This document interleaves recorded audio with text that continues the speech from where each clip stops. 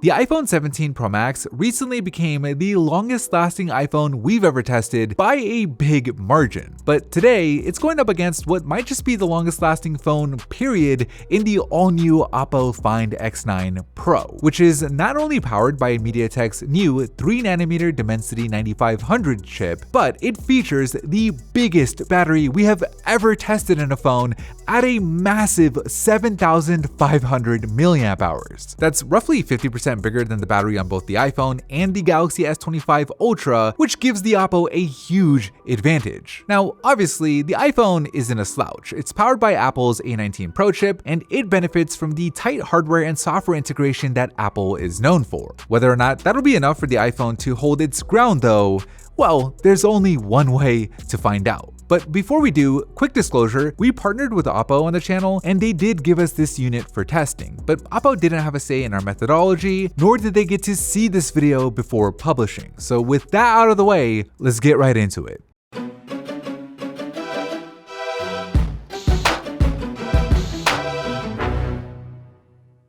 Alright, we'll kick things off in the phone test, where after going on the same 1-hour phone call, the Find X9 Pro is still reporting 100%. The iPhone is at 99%, while the Galaxy drops down to 96%. Now, obviously, there's no way that the OPPO didn't use at least some of its battery in that phone test, so I think we'll get a much better idea of how it's actually doing here in messaging, where we have each phone texting back and forth with our automated chatbot, where an hour of texting later, this time we do see some drain on the OPPO, although it's only by 4 points down to 96, while the iPhone and the Galaxy aren't that far behind, each dropping by 5 points. Here in email, we're not doing anything too intensive, we're just opening up the same set of emails and then scrolling through them, where, as always, we've calibrated each display to the same 200 nits of brightness. And 60 minutes into it, all three phones do really well. The iPhone and the OPPO actually tie there, which is just impressive on the iPhone's part given how much smaller its battery is, while the Galaxy only does 1 point worse. Meaning, heading into browser, this is still technically anyone's game. Now, this browser test though is definitely more intensive than email was, since we're randomly cycling through the same set of websites and we're scrolling through them, where we'll actually get to see how each chipset performs, where we are talking about 3 completely different SoCs, with MediaTek's Dimensity 9500 in the OPPO, Apple's own A19 Pro in the iPhone, and Qualcomm's Snapdragon 8 Elite chip in the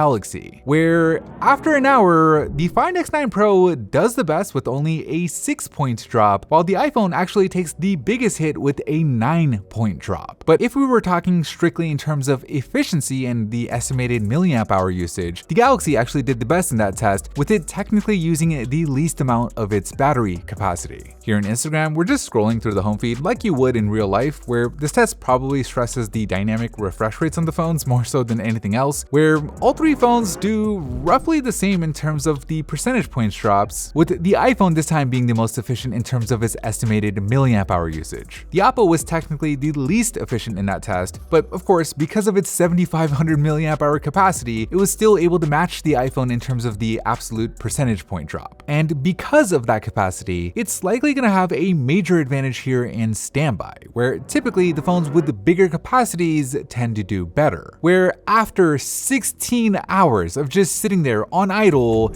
that's exactly what we see. There's only a 4-point drop on the OPPO, a 5-point drop on the Galaxy, which is actually really good given its battery size, and then a 10-point drop on the iPhone. So definitely a big hit to the iPhone's battery as we move on to YouTube. So it's worth noting here that in addition to having the screens calibrated, we also calibrate the speakers on each phone to the nearest decibel count. That way we're actually testing the phones and not just some random variables, where after an hour of binge watching some PhoneBuff, the Find X9 Pro does the best again, dropping by only 6 points, while the iPhone drops by 7 and the Galaxy by 8. In this gaming test, we have each phone playing Alto's Adventure by continuously tapping on the screen to make sure that we're keeping the touchscreens active, where this time we see a much bigger difference. The Find X9 Pro drains by only 5 points there, compared to a 9-point drop on the iPhone and an 8-point drop on the Galaxy, allowing the OPPO to pull a full 15 points ahead of the other two. But look, we're still relatively early in this test. Each phone still has over 50% battery remaining, and the iPhone specifically has this knack for making comebacks as the test progresses. But at least after an an hour of simulated navigation, the trend only continues, with the OPPO doing 1 point better with a 5-point drain compared to the 6-point drain on both the iPhone and Galaxy.